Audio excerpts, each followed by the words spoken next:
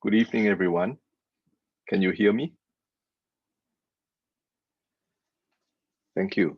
Good evening and welcome to this Christe webinar. Let us begin with prayer. Almighty God, to whom all hearts are open, all desires known, and from whom no secrets are hid, cleanse the thoughts of our hearts by the inspiration of your Holy Spirit, that we may perfectly love you and worthily magnify your holy name. Through Christ our Lord. Amen.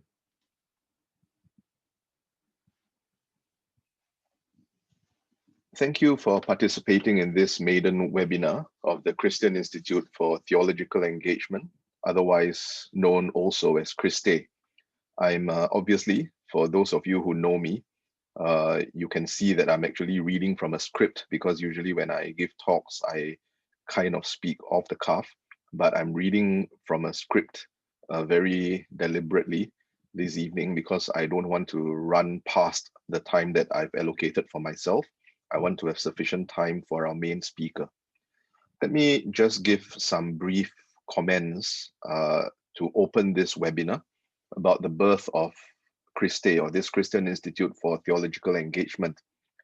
The birth of Christe was very much a result of the pandemic that began last year and that still goes on until now, when a group of Christian scholars from different parts of the world realized the need for us to go cross-disciplinary in our fields of engagement and to help society to reflect theologically and responsively on what was happening in contemporary society.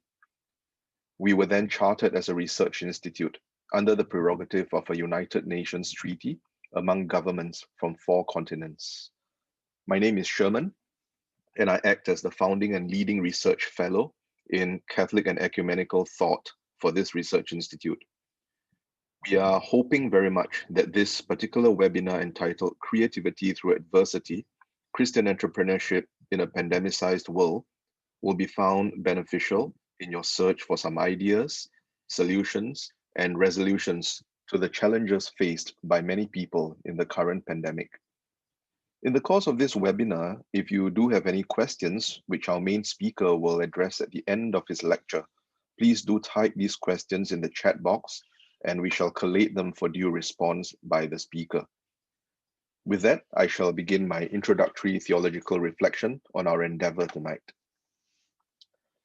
The well-known Swiss theologian and Catholic priest, Father Hans Urs von Balthasar, once commented about the trials and tribulations of modern life, and he said this, I quote, "Amid all the fear that characterizes our time, we Christians are summoned to live in joy and communicate joy.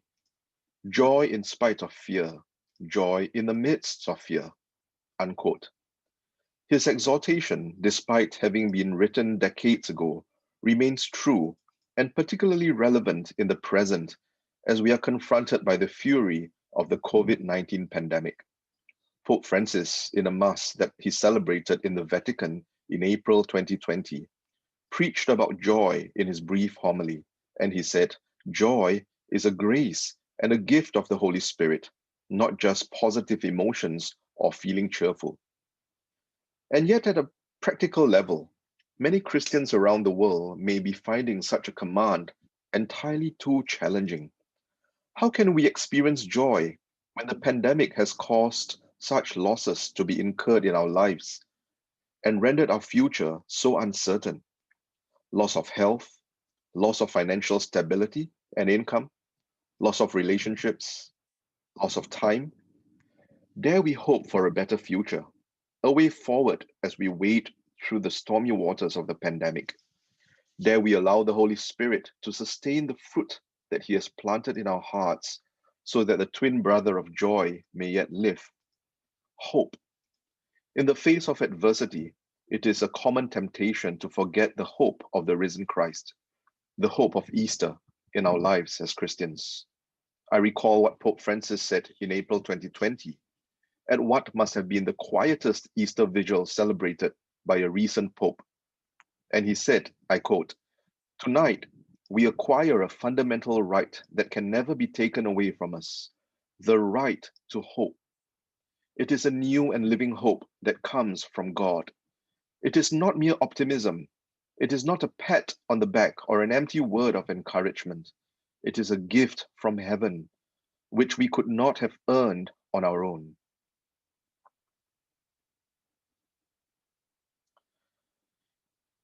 Human civilization, indeed our world itself, can still be saved if Christians dare to hope. Arnold Toynbee, the British historian who wrote about the rise and fall of 26 civilizations, observed that civilizations or societies die from suicide, not by murder. I believe what Toynbee means is, if at all the current human civilization is to fall, it would be through its own decadence, corrosion of faith, and corruption of morality. It would certainly not be by the hand of a global pandemic. The death of civilizations, in other words, takes place by internal decline and not external assault. For as long as there are people of faith who dare to hope and steady themselves through the whirlpool of adversity, civilization can and will survive. Toynbee goes on to observe that with the critical decadence suffered in each civilization, there almost always emerge a few people or a select few who continue to hope. Their hope has a particular character, that is, a character of creativity. These he called the creative minorities. They are few, but they are strong.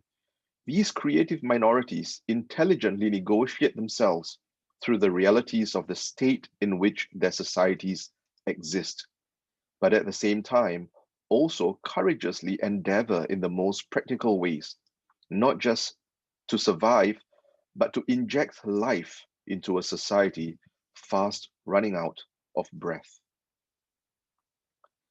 Just as a case in point, let us call to mind the circumstances of Western civilization in the 5th century. The church of the 5th century was taken by shock when the Roman Empire of the West was on the verge of collapse after a season of decay. About a century before that, the church's existence had just only been recognized by the Roman imperial government, which was a pleasant surprise for the church. And yet, the Western Roman Empire was now threatened to be torn asunder, which would have naturally impacted the state of the church had it not been for some individuals from within it who had risen to prominence because of their creative responses to the dozens of heresies and political chaos ensuing under the emperors who practically served as mere figureheads. And yet, paradoxically, this was precisely the time in history from which emerged the great many renowned fathers who wrote volumes of theological texts, such as Augustine, Gregory of Nazianzus, Cyril of Jerusalem, Ambrose of Milan, and Athanasius, among others. A good number of them were subject to exile, persecution, and even martyrdom. And yet the church today stands on their shoulders. This example illustrates that what the world needs to survive this pandemic: a few good men and women. Is the COVID-19 pandemic a civilizational crisis? I submit that some current civilizations have been in crisis even prior to the pandemic, particularly in the past 5 or 6 decades. The COVID-19 pandemic merely highlights the extent of the decay our societies have suffered and has escalated the inevitable. It is beyond the scope of today's webinar, of course, to further elaborate on this claim. But what is certain is that many people, including some of us in this gathering online, are suffering the economic repercussions of the current crisis. I believe that the times call for creative fidelity, for the emergence of the creative minority once again. We can be victims or we can be survivors. We can be perpetrators or we can be healers and restorers. Those who choose to conform blindly to the helplessness endemic to the mindset of societies in crisis inevitably become victims of passivity, but there will be those who endeavor to exercise choice and response, and they will survive and possibly even thrive. It is with the hope of journeying with such hopefuls that this webinar is organized and run. Our economic life may have been dented by the pandemic, but this does not at all mean that it is the end of the line for our means of sustenance. A creative minority will emerge from this pandemic, and they will have stories to tell the world about how they survived and even thrived in the midst of the pandemic. We hope that some of them will come from among you who are present in this webinar today. So ladies and gentlemen, I'm delighted to introduce our main speaker for this webinar. He's a close friend and comrade of mine, and our friendship goes way back to more than a dozen years ago. He obtained his doctorate from the University of Plymouth in the UK and is currently lecturer in business strategy at Coventry University. He's also our respected research fellow in business and management for Christie. I usually address him affectionately by his Nigerian name, but if you're unsure which of his names to call him by, you can also call him by his Christian name, Emmanuel. I shall now pass the time to Dr. Adah-Kole Onjewu. Thank you very much, Sherman, for that wonderful introduction, not just to myself, but today's webinar. Thank you very much for that. I would just like to say Selamat Datang to all the Malaysians in the audience, participants, and welcome to today's webinar. I hope everybody is Sudamakan already, because this is going to be quite a long webinar. Now, I'm sure most of you in the audience wondering how come Sherman Jalan with Nigeria fella. So I am just going to explain how I met Sherman to put you out of your misery. So many years ago, about 14 years ago, actually, I was a young undergraduate student at INSI International University in Nilai, Segri, Nembilan, just outside Kuala Lumpur. And Sherman was part of the chaplaincy taking care of Catholic students at my university. And that's how I got to know Sherman. And Sherman is one of those people. It's very, very difficult to lose touch with Sherman. In fact, it's nearly impossible to lose touch with Sherman. So although I left Malaysia exactly 11 years ago, we have always been in touch, not just in touch via phone, we have met in person 3 or 4 times, I think, Sherman, since I've left Malaysia. But what I like particularly about you, Sherman, is not the fact that you're my friend, is because of the quality of your ministry and your mission. You know, I'm sure the people in the audience, many of them would know you firsthand, and your commitment to building, developing the church, your commitment to assembling people of faith, to expand the gospel is greater than I've ever seen. I have met many clergy and religious people in my time, but I have not met anyone with the energy, foresight, and forward thinking that you've got. So thank you very much, Sherman, for all you do for the church in Malaysia and for mobilizing and helping good people all over the world. Now, for those of you who know Sherman personally as well, you notice that Sherman has lost a lot of weight recently. I'm really, really scared for the devil, because now officially Sherman can run after the devil and catch him. so yeah. Okay, I'm just gonna pull up my PowerPoint and hopefully everything works all right. Sherman, can you see my screen?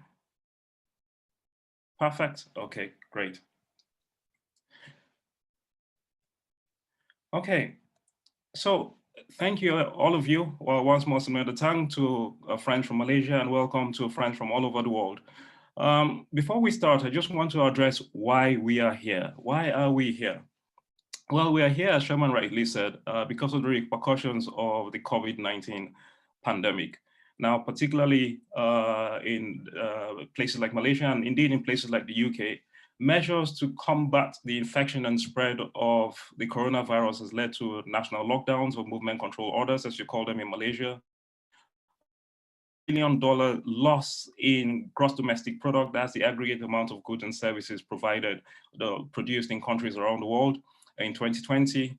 A loss of 400 million full-time jobs around the world, and that's the equivalent of $3.5 trillion in household family incomes. There's also been the largest drop in stock market value since 1987. So these are some of the challenges that have arisen for small businesses as well as large corporations alike, what we like to call blue chip organizations. There's been a definite reduction in customer footfall. There've also been enforced closures as a result of lack of trade, a change in customer buying behavior, logistical issues with supply chain. Basically, all of these factors have combined to stifle the fundamental levers of demand and supply that you need for a functioning economy. And with this has come the loss of jobs and the loss of that $3.5 trillion in household incomes that I talked about previously. No country has come out of these or will come out of these unscathed. The only gray areas on the map you can see there are countries for which the International Monetary Fund, the IMF, hasn't collected any data. At the end of last year, the IMF predicted that as a globe, as the world, we would have lost -3% of global GDP as a planet.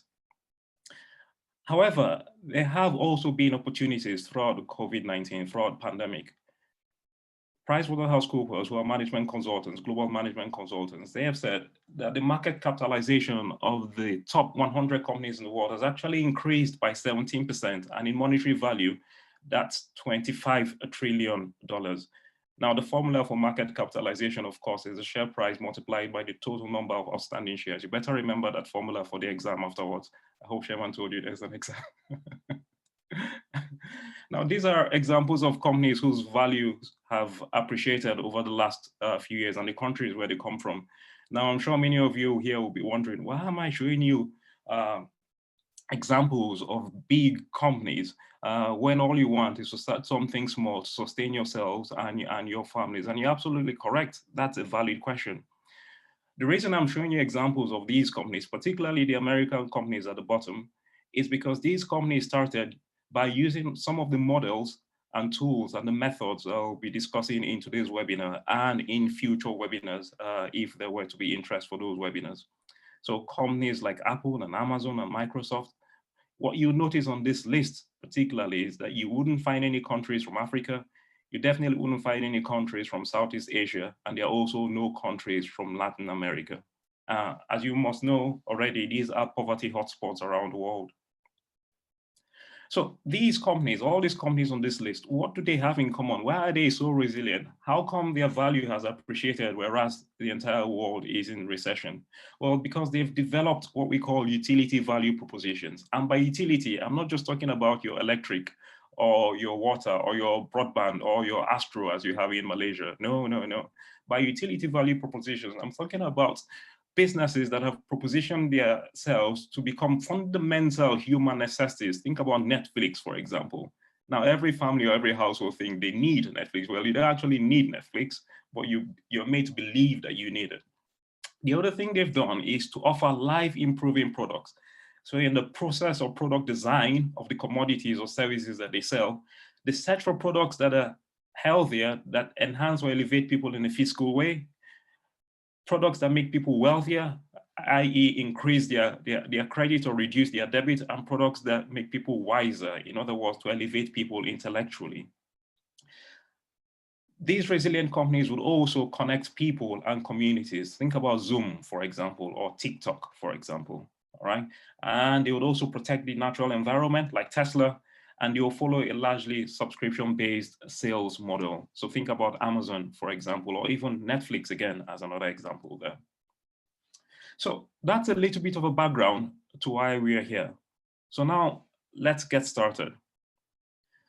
This will be the order of this webinar and the order of today's presentation. I'm just going to touch a little bit on Christians and new venture creation, on finding business ideas, on the principles of customer development process, on generating business opportunities, and particularly on the principles of simplification. And then we're going to discuss price simplification in quite some depth. And then afterwards, I'm going to discuss very briefly why you need a strong founding team and then I'm going to indicate some topics for future webinars. So Christians, a new venture creation.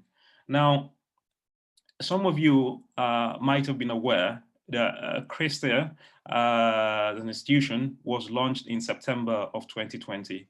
And when Sherman led the launch of Christie, we released an ebook, which is still free to download from christieonline.org. And in that ebook, Sherman collected a number of articles from the various research fellows at Christie. And I was one of the contributors. I contributed an article. And in that article, I shared some of my thoughts, some of my views on what I called Catholic, or if you like, Christian entrepreneurship. I'm not going to go through the details, but if you can access that ebook, it's still free to download on the website. My article is on page 10 to 14, so not too much of a long read. And I went into quite some detail. And the summary of my article was this, that many Christians are allergic to wealth creation because of passages or extracts of the Bible, like Matthew 19:24. All right, it's easier for a camel to pass through the eye of a needle than for a rich person to enter into the kingdom of God. Or 1 Timothy chapter 6, verse 10, the love of money could be the root of all evil. Things like this make Christians very shy, if you like, very hesitant to enter into entrepreneurship. And many Christians have then come to choose work over faith. And this is understandable. For example, if you work in essential services, for example, you have to be at work on a Sunday, 8 o'clock or 9 o'clock or 10 o'clock. You have to go to work. You can't go to church, you miss mass, however important a Sunday mass is. So all of these things have led to what I like to think of as sacramental leniency. The reason these things happen is because as a system, the global economy forecloses our faith. And I'm not claiming here that we are targets. I'm not saying that the global economy is designed to target Christians. No. All I'm saying is that Christians and Catholics are victims of the global system until we as Christians and Catholics take our own responsibility to design a parallel system that works for us, that allows us to be good people of faith as well as good economic agents. Then we'll continue to have our faith foreclosed by the parallel economy that is today the world economy. So our Christian lives must evolve from consumption into production. As consumers and as employees, we are consumers of the current economic system. In order to transform our Christian lives and to expand our faith, our Christian lives must evolve into production. And we must also remember passages in the Bible that speak about the beauty and the glory of wealth, and wealth being the blessings of God and God himself. For example, in Psalm 112, verse 3, wealth and riches are in his house. So if you actually read the Bible carefully, you'll find many parts of the Bible that actually tell us that wealth and riches and abundance is actually God's way. It is also nature's way. So there is nothing to be especially allergic to. And even passages like the love of money is the root of all evil. It's the love of money, not money itself, but the love of money that is the root of all evil. Excessive attachment to money, that's the root of all evil, not money itself.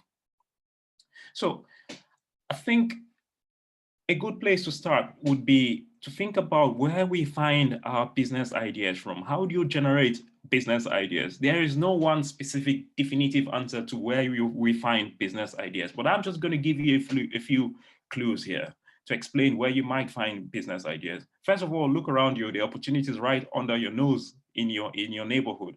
Listen carefully with your ears and with your heart. Find solutions for small, everyday problems and inconveniences that you face as a person. Focus on low technology problems and imagine low technology solution. It hasn't got to be high tech, and I'll give you an example of a very low tech, very successful business idea. Try to monetize and share underutilized assets where there is slack, where you have any asset or property or that is not used on a sort of 24/7, 24-hour basis. Try to see whether using a sharing economy, you could monetize that asset. Try to pick up unfulfilled jobs or slacks, things people find unattractive, the dirty jobs, for example. Try to monetize those things. There are always opportunities if you look closely and clearly enough around you. And then Do not always think that your customers are going to be other individuals like yourselves or other people or households like yourself. Most times the opportunity really is in serving other businesses, what we call B2B in business and management. So business to business transactions rather to business to customer transactions. Now, I don't know if any of you have heard of Betty Nesmith. Now, Betty Nesmith was a typist. She was a very bad typist, and she worked in a New York bank in America in 1951. And that was in the advent of the electric typewriter. And she was making, because she was very bad at her job, she was making mistakes after mistakes after mistakes. And in order to cover up her mistakes and her errors, what did she do? Well, she concocted a mixture on her kitchen table, a mixture of coloring agent and paint, and poured it into a nail polish bottle and took it to work. And then when each time she make a mistake when she was typing, she would secretly wait for when nobody was looking and then gloss over the mistakes that she had made. And she hid it for years until eventually some of her colleagues who were also making mistakes found out what Betty had been doing and started asking her to make more for them. Anyway, I'm going to cut the long story short.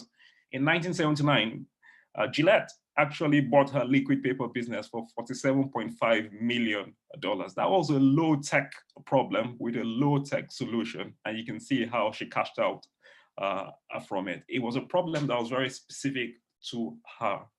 Now, 47.5 million was a lot of money then. It's still a lot of money today. All right. So when you're looking for business ideas, you don't really need to look too far. This is just one example. There are countless other examples. If we have the time, we'll go through all of them all. So the next thing to discuss would be the principles of the customer development process. Now, what is the customer development process? Now, when we are thinking about starting a business, there are some hindrances, some psychological barriers that we need to get past. Some of these psychological barriers are things around whether there is a market for our product or service. Things around how are we going to locate our customers? Do we have any customers at all? How would we know if our products or services will satisfy the needs of our customers? How would we promote our product to increase our customer base? This is exactly why the customer development process was designed. It was designed to answer all of these questions. Now, there are 4 steps in the customer development process. The first step is customer discovery. The second step is customer validation. The third step is customer creation. And then the last step is company building. Now, you notice in all the circles in front of your screen, you notice that in all these circles, all right, it goes back and forth. It's recursive, it's iterative, if you like, all right? The reason it's iterative is because you need sufficient evidence. You need your product to be validated by your early adopters before you move to the next step. So let me just describe what all the steps mean. Oh, okay, sorry, I was frozen a bit. All right, the first step would be customer discovery. This is where you begin by researching and understanding the problems faced by people. All right, so who are the typists around you and what problems are they facing? I joke, of course. Can you still see my screen? It's just playing up a little bit. I wonder why. All right, so the first is to research and understand the problems faced by people around you. The second is to develop a sales model, come up with a prototype, all right, an actual prototype, and circulate amongst the people closest to you, the people who are facing that problem that you're currently facing. Try to get them to give you as much feedback on the product as possible. That's what customer validation is about. And then through that, you can develop a sales model. Then the third stage is about customer creation. How do you create and drive up user demand? This really is about marketing. And on another day, I will go through the different viral marketing techniques, how to, without having a big marketing budget, how to promote your product, how to, as Sherman would like to say, how to blast your product and get it out there. The other thing, the last stage will be company building. How do you develop the non-product and functional areas of your business? This is really the last stage. This is when you start employing people. This is when you start getting financial experts in. This is when you start getting accountants in. This is when you employ a HR manager. This is when you invest in enterprise information systems. if you look at this carefully, the problem with the way we run businesses today, or the way we start businesses today, is when entrepreneurs haven't had a validated product, they start with the last stage. You start by company building when you don't have a product that you're sure is actually going to make waves in the market. That's the wrong way to go about it. This is the stage that comes last. Rather than first, this stage actually comes last. All right, so now these mistakes, if you do not sufficiently go and carefully and painstakingly go through all the 4 stages of the customer development process, you run into troubles, and these troubles usually manifest in financial losses. These losses are not the preserve of small businesses alone. Big businesses make these mistakes as well. So over the last few years, these are just examples of companies that didn't sufficiently validate their product and how much money they lost in the process. So Volkswagen, for example, developed a car to compete with Lexus that didn't really scratch the surface of the market. And as a result, they lost $500 million American dollars. I'm not going to go through all of them, but of all of these on this list, the one I particularly find interesting is R.J. Reynolds, all right, second from the bottom. So smokeless cigarettes. R.J. Reynolds came up with the idea of creating and selling a product that was smokeless cigarettes, because usually non-smokers don't like being around smokers because they don't like the smoke. R.J. Reynolds forgot that non-smokers do not actually buy cigarettes, and so they were not their target market. And obviously, smokers also don't care if they offend non-smokers. These are some of the easy and careless mistakes that a company would make. How much did this set R.J. Reynolds back by? Well, it set them back by 450 million American dollars. So obviously, for lack of time, I'm not able to go into much more detail about the customer development process. But if you would like to read more, before our next webinars, if we have any in the future, I want to understand this process, what you need to do in the 4 steps, then this is the book to pick up. Steve Blank. Steve Blank is actually the creator, the author, the architect of the customer development process. This book is widely available on Amazon and other outlets. It's called The 4 Steps to the Epiphany. I'm hoping that the word epiphany in the title will be attractive to you, as it was attractive to me as a Christian the first time I picked up this book. Well, that's the book if you want to get a head start on the customer development process. Now, the next thing we ought to discuss is generating opportunities and the principles of simplification. Now, what does it mean to generate opportunities?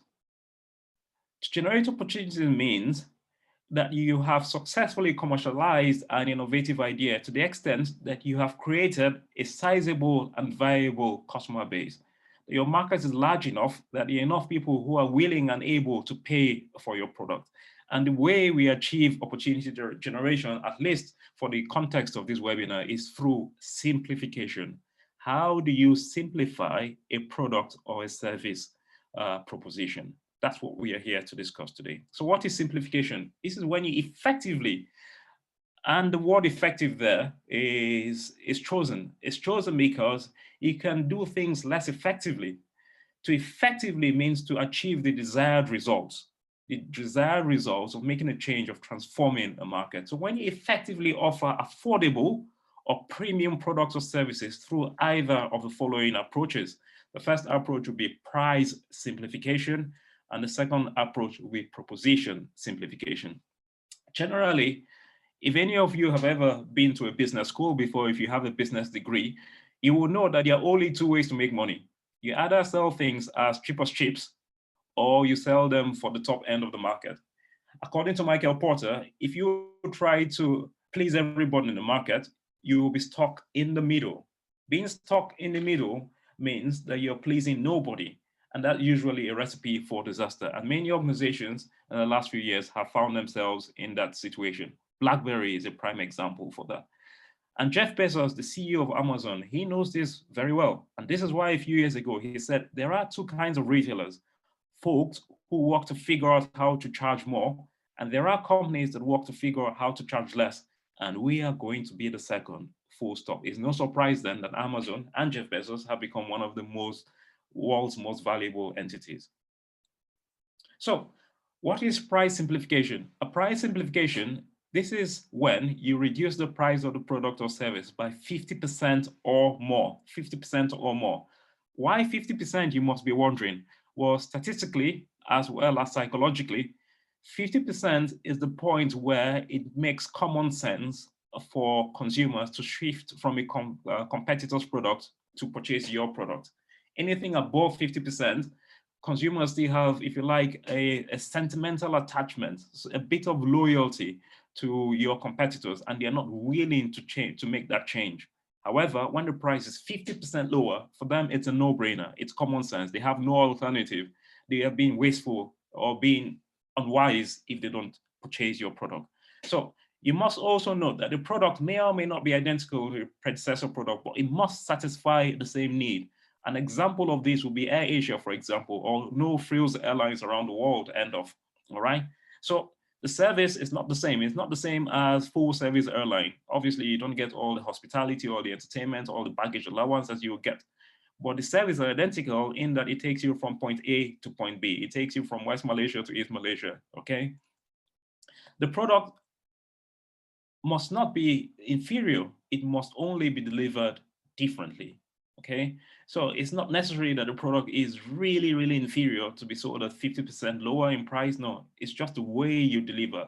And this we call your business process redesign, or some strategists will call it your value chain. How do you tinker with your value chain? All right.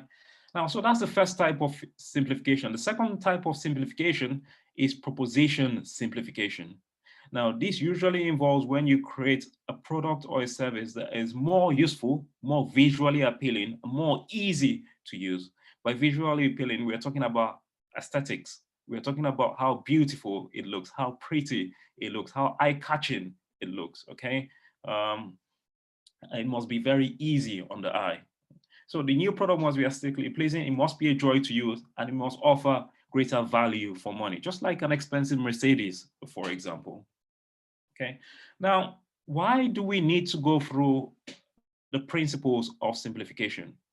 To begin with, actually, go one step backwards. Why do we need to talk about principles? The reason why we're spending so much time this evening for you in Malaysian time, the reason we're spending so much time discussing principles is because principles are very wonderful things. They're wonderful things because when principles are powerful, they save us an extraordinary amount of time, money, and effort because they can be applied by anybody and produce the same results. All right. So when you've got principles to work with, anybody can apply them, however clever or not clever they are, and achieve the same results. And unlike methods, principles are few.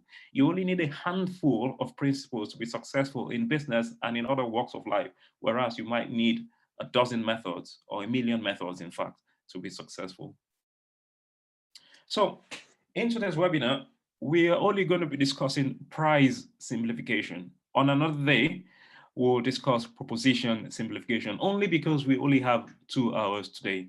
So what is price simplification? You already know that price simplification is when you reduce prices by 50% or more in order to drive up end user demand. The characteristics of price simplification will be to enter into what we call a price revolution. All right. And this price revolution is usually in terms of redesigning the business system. It's in terms of producing and selling higher volumes to be more efficient than your competitors, less waste of time, space, storage, and manpower. Is by seeking unusual methods. Henry Ford, many, many years ago, he always used to say, the best way for doing business is not the usual way. In other words, if you're really trying to make changes, then you must be revolutionary. You must always think about new methods. Price simplification will also warrant you to get customers to do some of the work for you, all right? So I know many of you fly Air Asia quite frequently. When you think about your service experience when you use Air Asia, in many respects, you're actually doing the work for Air Asia because you're checking in online yourself, okay? You're carrying all your baggage yourself, and all of those things. You actually work for Air Asia, but you don't mind as long as you get a bargain, as long as you get a cheap ticket, all right, to go from West Malaysia to East Malaysia or vice versa. You don't mind. IKEA would do exactly the same thing. When you buy flat pack furniture, you assemble the furniture by yourself at home. You're actually doing some of the work. They don't have to do the assembly for you, but you don't mind as long as the furniture is delivered to you at an affordable price.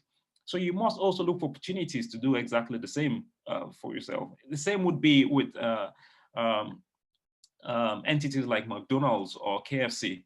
When you go to McDonald's or KFC, there's no waiter. You have to queue up yourself. You have to self-cater. When you finish eating, you have to clear your table yourself, but you don't mind because considerably or relatively, the meals are cheaper, okay? So that's the sort of attitude and approach you need when you price simplify. How can you get customers to do some of the work for you to reduce your overheads, and then you can pass on low prices to your consumers? All right. Now, the final, and in my opinion, the most important step of being a price simplifier is to be a missionary. All right. What you're trying to do as a price simplifier is to start a commercial crusade. You're trying to bring the good life to people who cannot afford it. That's what you're trying to do. All right. So start a commercial crusade. And I'm going to give you a few examples of companies who, in the very beginning, started what they started as a commercial crusade. So I'm sure you recognize Marks and Spencer, all right? So it was actually founded by two blokes, Michael Marks and Tom Spencer. Their goal from day one was to offer middle-class clothing to less wealthy working-class people. That's how they started out. That was their initial intention. That was the crusade, all right? That was their mission. And then Blake Michalski, I'm not sure, I don't know how popular Tom shoes are in Malaysia, but I guess some of you will be familiar with Tom shoes. When they started up, this was their mission. They promised their consumers that for every pair of shoes you bought, they will donate one pair of shoes to children who didn't have shoes around the world, in Africa, in Latin America, and in some parts of America even. This was an American company, okay? And then Henry Ford, his goal was to make car ownership possible for all. And I'll go into more depth with Henry Ford. And then Herb Keller, all right? His goal was to make air travel cheaper than road travel and accessible to all. And he came up with this dream, this grand mission in around 1975, 1976. And that's the business model that Air Asia copied. That's the same business model that Ryanair in the UK copied, the same business model that EasyJet in the UK copied, because the American travel industry is such a huge market, the most developed market. Southwest Airlines never ever had any ambition to expand outside the United States because there's so many routes to fill and occupy in the United States. So that business model has been copied and replicated many times over in different countries around the world. Now, there's a reason I chose these four companies and their various founders. If you take out number 3, Henry Ford, who was already a known and a very successful industrialist before he created and founded the Ford Motor Company. The other guys, Michael Marks and Tom Spencer, Blake Michalski, and Herb Keller, these were just ordinary people like you and me. They just had a dream. They just wanted to start a commercial crusade. They had a vision of how they wanted to bring the good life to people. Because as you'll find out later in today's presentation, good business means serving others. So this has got to be, particularly for us as Christians, the starting point for us. How can we price simplify by being missionaries, by starting a commercial crusade? So here's a quote from Henry Ford, and I was sharing this quote with Sherman the other day, and I was saying to Sherman, well, if you haven't read the Bible carefully, you might mistake this quote as a passage or a verse in the Bible. But this was what Henry Ford said many, many years ago. He said, I will build a motor car for the great multitude. It will be large enough for the family, but small enough for the individual to run and care for. It will be constructed of the best materials by the best men to be hired after the simplest designs that modern engineering can devise. But it will also be so low in price that no man making a good salary will be unable to own one and enjoy with his family the blessings of hours of pleasure in God's great open places. This was his mission. He wasn't thinking about selling cars to multi-millionaires. No, that was not his thought. His thought was about any man who had a decent income to enjoy with his family the blessings of hours of pleasure in God's great open places. This is why Henry Ford qualified as a missionary. And this is why the Ford Motor Company keeps going even until this day. Another very successful missionary would be Ingvar Kamprad, the Swede. Fortunately, he passed away 2 years ago, I think now, but he was the founder of IKEA. And I think it was around 1975 or maybe 1974, he came up with a document, a founding document, and that document was called the Testament of a furniture dealer. It's freely available on the internet if you just want to Google that and download the testament of the furniture dealer. And he was saying something very, very similar to what Henry Ford was saying. He said, we want to create a better everyday life for the many people by offering a wide range of well-designed, functional home furnishing products at prices so low that as many people as possible will be able to afford them. We have decided once and for all to side with the many. What is good for our customers is also, in the long run, good for us. This is an objective that carries obligations. All right. So in order to be a successful price simplifier, you really have to be obsessed about the needs of your consumers. But I have just looked at some of the people in this room, and I think your obsession about helping other people is not going to be an issue. But this is a starting point. Now, in order to spark a price revolution, to reduce prices by more than 50%, all right, there are 3 stages we need to go through. The first stage is by rethinking the product, all right? So how do we simplify the product and make it cheaper? The next stage is about the business system, all right? So how do we change the production and delivery process, all right, for the product or for the service? And then the last stage would be scaling the business. How do we expand? How do we take our business from West Malaysia to East Malaysia, for example? How do we take our business from Malaysia to Singapore, to Thailand, for example? How do we become international? How do we become global? How do we multiply our sales? Okay, so think about Netflix, for example. They've done that, an American company, all right? Of course, because of the nature of the product, it's very, very easy to export. And that's why Netflix is everywhere around the world, because you don't physically need to be in an international location. Uber will be exactly the same way. You know, in Malaysia, you use Grab, be exactly the same thing. The weightlessness of the product makes it, as we say in business, ubiquitous. It makes it commonplace and everywhere, easy for people to access. All right, so I'm just going to show you visually, all right, how these 3 steps are broken down further into 9 steps of price simplification. All right, so these are the 9 steps of price simplification, and these are the practical steps that we'll be discussing today. The bottom step is by subtracting features. Step 2, reducing variety. Step 3, adding cheap benefits. Step 4, automating. Step 5, orchestrating. Step 6, co-opting customers. Step 7, selling directly. Step 8, using simpler technology. And the last step at the top, international scale-up. This is how you expand your business. So we're just going to spend the next 10 to 15 minutes going through each and every one of these steps, and you would find a lot of practical things here that you can do to launch and start your own small business and hopefully get to the point where you are stage 9, international scale-up. So product redesign. The first stage in product redesign, remember, product redesign here covers steps 1 to 3. Business system redesigns covers steps 4 to 8, and then scale up is just step 9. So we're dealing with the first 3 steps now, product redesign, and then the first step there would be to subtract features, all right? So subtracting features means simplifying the product by reducing what products or services that is on offer or how the product or services perform. Now I'm going to tell you a very, very funny story. You know, many, many years ago, Honda, you know, they make cars, right? But when they were in America, they wanted to challenge America's Harley Davidson. I'm sure you know Harley Davidson, the big, massive motorbike, all right? So Honda tried to create big motorbikes like that in America. And obviously Americans were not having it. They were not interested because, of course, they already had Harley Davidson. But then some of the guys who worked at Honda, they imported some of the little tiny motorcycles, motorbikes that they use in Japan. They imported them to America for their own private use so they can have a good time and relax off-road with their families. And some of the Americans saw the tiny little bikes and said, where do you get these bikes from? We really like them. And then they gave some of their friends. That was Honda's secret. That was Honda's simplification. Rather than selling big, sophisticated, complex bikes to the American market that already had Harley Davidson, the secret under their nose was actually to reduce, to subtract features, to make the engine smaller, to make the capabilities smaller.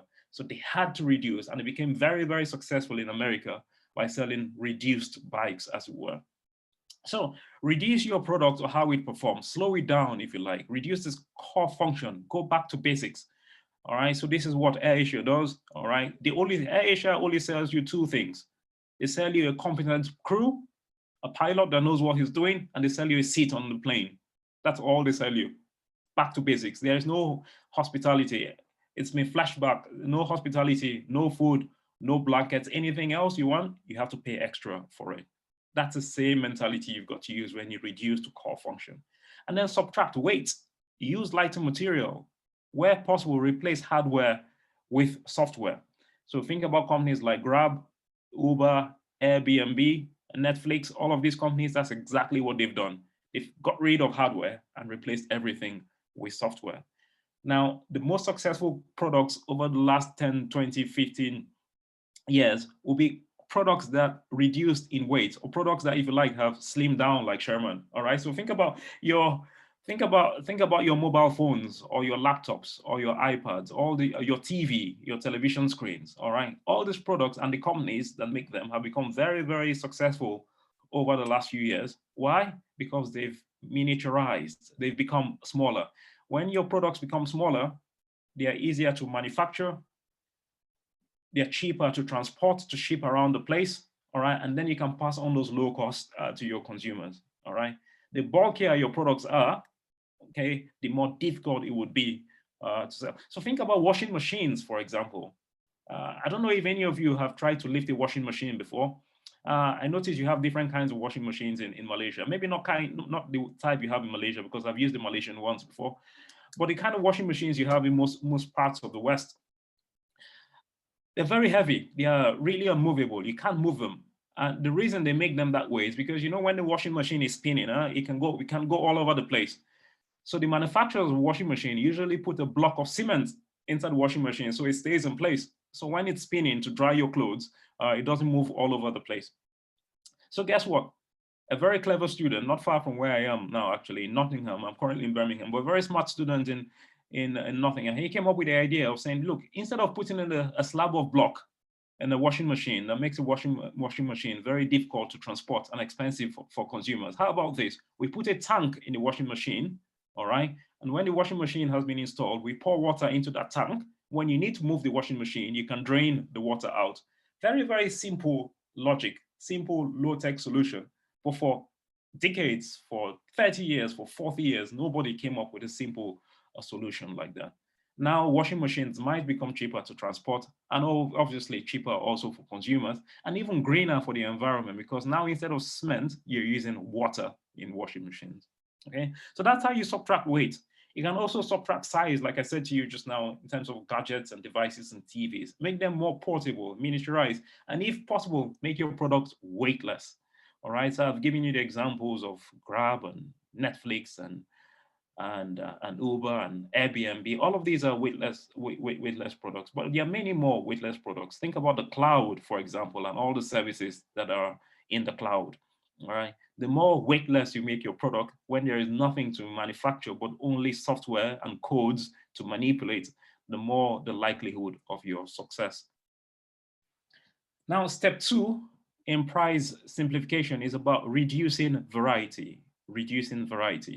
So usually when you're purchasing any product, you usually have a number of specifications. So if you're going for a laptop, for example, you have different memory size, different screen size, different colors, etc., etc. All of these differentiation, all of this variety just brings cost to the business, all right? So you want to reduce all of that if you're going to be a price simplifier. What you're trying to do is to offer, or if you like, just like McDonald's, a limited menu, all right? Not too many products, all right? You just want to really focus, and you want to make all your products to be identical and look the same, to have the same functionality and perform in the same way. And the other secret is this: the more products you have, the more advertising you need, because for every product, you need to advertise, you need to promote its specific individual features. Now, you don't want to be doing that. All right, what you really want is to spend your advertising dollars on just one product, one feature, one benefit. That simplifies, that reduces your cost and gives you a greater opportunity to come towards reducing your price by about 50%, as we said previously. Now, another way to reduce variety is by focusing on a single element of utility. And this is a big one. It's a big one because usually many businesses will try to be all things to all people. Many businesses will try to be all things to consumers. It cannot be all things to all people, like BlackBerry were many years. In the past, BlackBerry was for jet-setting executives, all right, people who really had busy lifestyles and needed to be connected on the go, all right? And then when we had the first iPhone, BlackBerry thought, no, we're going to target young people and students as well. And what happened to BlackBerry? They were driven out of the market because it started focusing on more than one thing. You need to focus on one element of utility. That's what successful and price simplified products do. They try to satisfy just one need and to do just one thing. And social media companies do this quite well. They do this really well. And I'm going to give you a few examples. All right. So when you think about the different social media apps you have on your phone or on your iPad, all right, you'll notice that you use them for very, very different things. All right. So for example, in order to broadcast a new message, you would use Twitter. Okay. All right. When you want to broadcast a short message, you're not going on any other platform but Twitter, usually 99% of the time. When you want to set private pictures, you use Snapchat. When you want to know who is attractive and nearby and interested in you, all right, we use Tinder, all right. When you want to filter and share pictures, all right, and show people how you're having a great time, you're on holiday in Bangkok or whatever, you use Instagram, all right. And then when you want to laugh, when you're having a bad day and you need something to cheer you up, you use TikTok, all right. All of these companies focus on one thing. They don't try to be everything all at once. So you have to focus on one element of utility. What end, what need are you satisfying? It's got to be just one. Now, the third step would be to add cheap benefits, Now, you need to offer perks and incentives that cost you very, very little money, but make people loyal to you, all right? So something that doesn't really add to your production cost at all, all right? So it could be things like this, all right? Like free merchandise, t-shirts, hats, etc. Free professional advice, because I know many of you here are professionals, all right? So you have a lot of residual knowledge, all right, that people want to tap into. You can share that as a hook, all right, for people to buy the product or the service that you're selling. Free counseling, free health check, free shipping, free same-day delivery, all of those things. And in Sherman's case, free prayers. So those are the first 3 steps. Those are the first 3 steps. I would say those first 3 steps are really, really important. Now, chances are that most businesses are only able to do 2 of those 3 steps at any given one time. And the same is true of steps 4 to 8, all right? Usually companies are only able to do maybe step 4, step 5. Step 4 to 8, I would say semi-optional. Step 4 and 5 are really, really key. Depending on the nature of your business or your industry, steps 6 and 7 might be really difficult to achieve, but not impossible. And we'll go through all of them. Now, if steps 1 to 3 are difficult, steps 4 to 8 are even more tasking. Not impossible, but more tasking. Because remember, you're trying to change the way the industry operates. You're not just trying to change the way your product or service looks or what your pricing strategy is. When you redesign the business system, which is what steps 4 to 8 is about, you're really trying to change the economics. You're trying to change the structure of an entire industry. But you can do it because many people tried to do it in the past and they succeeded. Jeff Bezos did it, Amazon, Herb Keller did it. And all of these guys, like I said previously, were just ordinary citizens like yourselves and me. So step 4, automate. This is when you standardize a product or a service. So you can, we like to say in entrepreneurship, you can rinse and repeat, all right? What it means is you automate your product, you standardize your product so it can be undertaken, all right, remotely by artificial intelligence. And by artificial intelligence, I'm talking about software, machine, or robots if you're in a factory environment, all right? You also standardize your product in order to reduce human involvement, all right? Now, I'm not saying eliminate human beings from your operation, far from it. We need people and we need to work together because remember, as Christians, we want to build a community in business, all right? However, to be scalable and to grow, sometimes you need to automate things. You need to use software, machines, and robots to reduce human decision-making or to make, in fact, make humans more efficient, all right? And to standardize the product so that consumers receive the same quality every single time they consume the product or interact with your service. All right. So here are examples of companies that have automated very mundane transactions. And these are some of the transactions that they've automated. So things like trading spare bedrooms in people's homes, all right? Who would have thought many years ago that you could automate that, all right? That's exactly what Airbnb did. And of course, Betfair, all right? So usually in order to place a bet, you'd have to go into the betting house, all right? It was like a kiosk. You have to go there and watch the TV and make sure that your horse actually wins the game, or your football team wins the game, or things like that. No, all right? Auctioning, bidding process, all right? Usually you need to go to a venue, a big hall, where somebody stands in front with a hammer to say highest bidder, going, gone, all right? eBay automated that process and said, no, we're just going to automate this. Go online, you can see who the highest bidder is. You can see the length or duration of time remaining for bidding, all right? And then people can digitally standardize their bids, their auction system. All right, and then Facebook, a simple act of making friends, all right? How superficial the friends are, I don't know, but making friends, all right? And then GoFundMe, public fundraising. I'm not sure if this is the popular platform in Malaysia, but basically crowdfunding has become a thing. If you have some personal projects or personal problems in some cases, and you're looking to raise money from general public, platforms like GoFundMe have commercialized that, all right? And how do they make their money? Well, they take a little fee, all right? A little percentage of however much they raise on your behalf. And then TaskRabbit, matching freelance labor with local demand. All right, so if you're a professional and have some key skills, this is a place, it's basically matching demand with supply, basically. And then, as you know, in Malaysia, with Grab, hailing a taxi, okay? I'll talk about Grab and Uber, that little situation, because I know you did have Uber in the past, but later they were acquired by Grab. So that's step 4. Step 5 is about orchestrating. Now think about orchestrating like an orchestra, okay?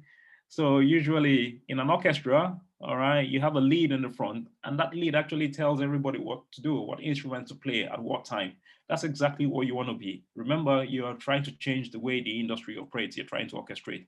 So orchestrating means controlling how suppliers behave and making suppliers to serve your own internal system, okay? And this is something that IKEA does really, really well. And that's why IKEA is successful. And Dell, I remember when I was a student in Malaysia, this is something Dell did really, really well as well. Not just in Malaysia, but across Asia. I'll explain to you in a minute what I mean. All right. So IKEA has pioneered what we call a one-way logistics system. All right. So you know what makes many furniture expensive? Most furniture, you know what makes them expensive? Because they are transported 3 or 4 times. All right. From the manufacturer, all right, to the warehouse, from the warehouse to the store, and then from the store to the customer's house. All right. Remember, the furniture are usually heavy. All right. The more times you transport them, the more cost you have to pass on to your consumers. So IKEA said, no, we are not going to do that. We're only going to transport our furniture once, directly from the factory to the store. All right. And the customers would have to pick at their own expense, all right, the furniture from our stores and take them home. And worst of all, our customers would have to assemble the furniture by themselves, all right, because this furniture would come flat packed. This is how you control suppliers. You tell suppliers what to do, and suppliers will listen. Why would they listen? Because suppliers know that in order to get their products to the consumers, they have to go through you. Okay, that's what's in it for them. They have no choice than to comply. That's what it means to orchestrate. A one-way logistics system. So single one-time shipment of units from factory to store. All right, no shipping from factory to warehouse to store to consumer's home. As you know, in Malaysia, if you want IKEA to deliver to you, you have to pay for it. All right, that's an extra on top of the price of the product. Step 6 is very similar to step 5.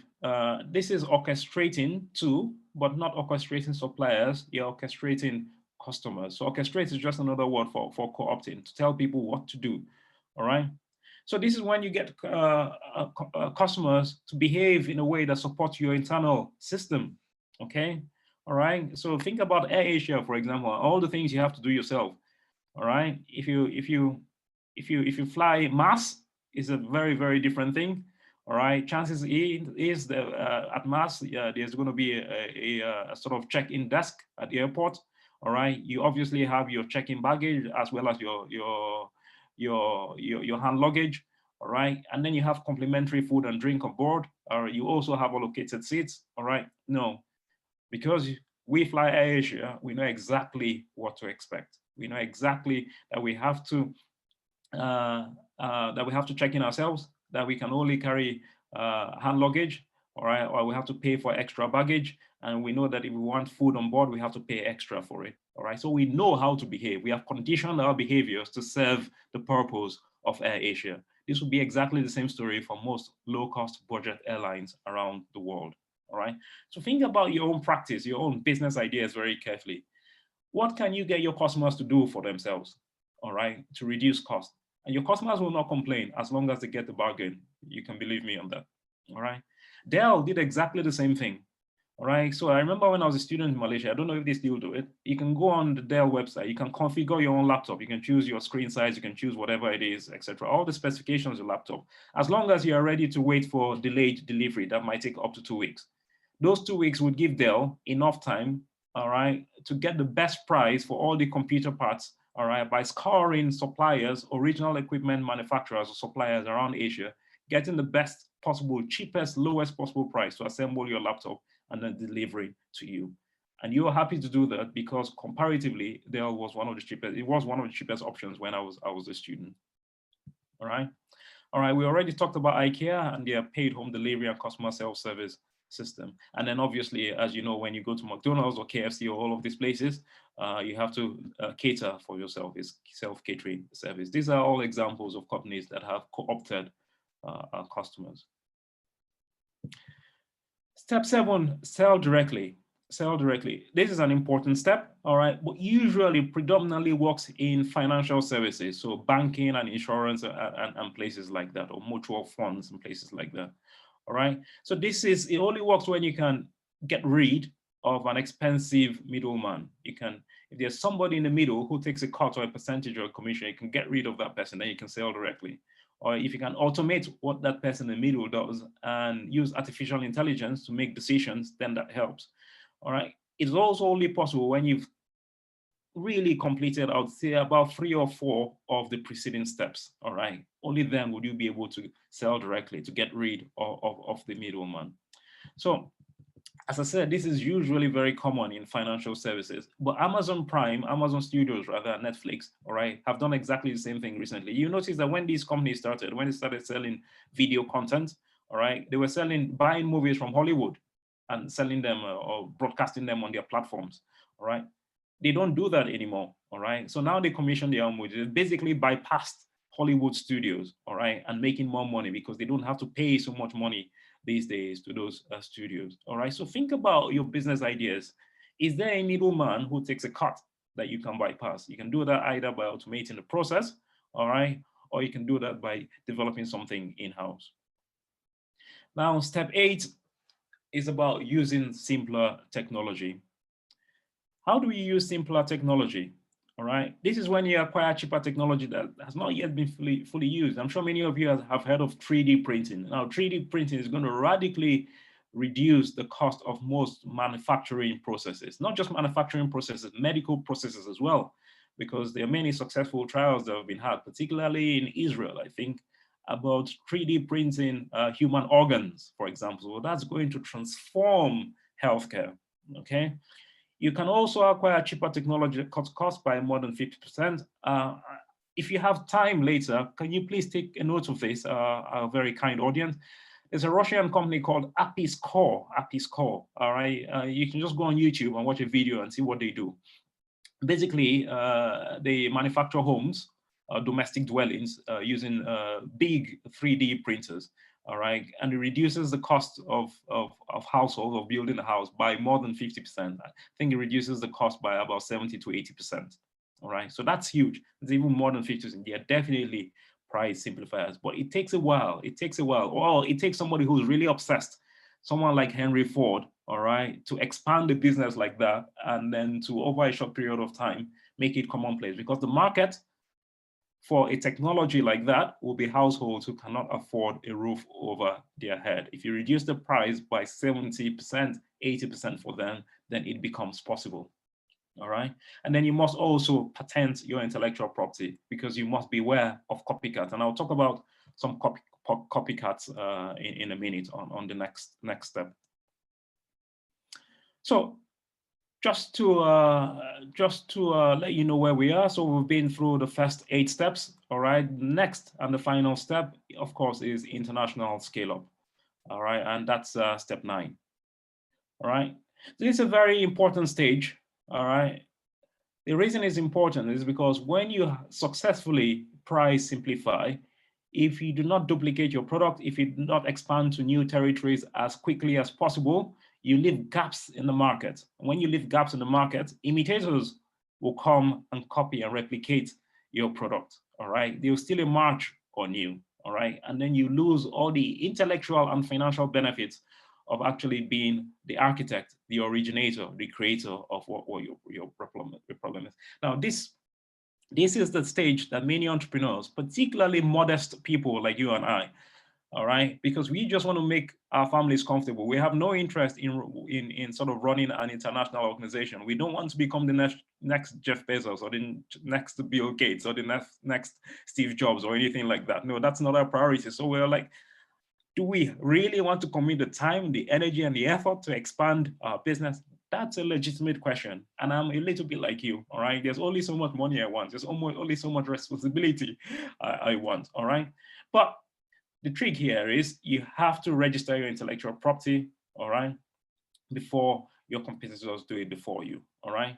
Now, if you get to this stage and you're thinking, well, I don't want to handle this, you can take option 4 on the screen. You can exit early. What does it mean to exit early? All right. It means to sell your business to somebody who is really interested, who sees the potential in your business for a good and healthy amount. Make a fortune for your family, and then you can actually relax. Okay. Now, the options for scaling up are really about maximizing your sales, seeking extra capital.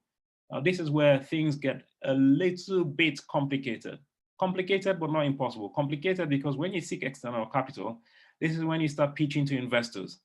This is when you need to recapitalize your business. In order to grow, you need to incur losses, all right?